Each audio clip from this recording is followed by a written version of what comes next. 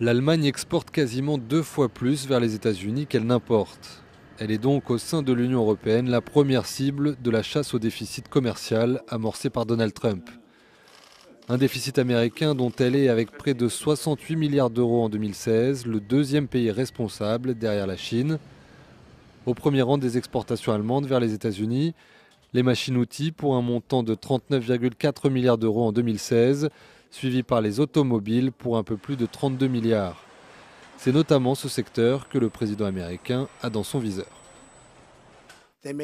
Ils rendent presque impossible de faire du commerce avec eux, et pourtant ils envoient aux États-Unis leurs voitures et tout le reste.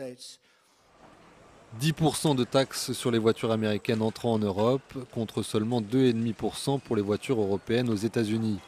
Donald Trump aurait voulu rééquilibrer la donne en forçant Bruxelles à baisser ses taxes, voire en plafonnant les exportations comme il l'a imposé à la Corée du Sud. D'où la menace concernant l'acier et l'aluminium pour forcer la main des Européens. Sans succès, même si Angela Merkel, lors de son passage à Washington le 27 avril, envisageait un possible accord bilatéral, prouvant par là que la première économie européenne est bien la principale à redouter vraiment les mesures américaines.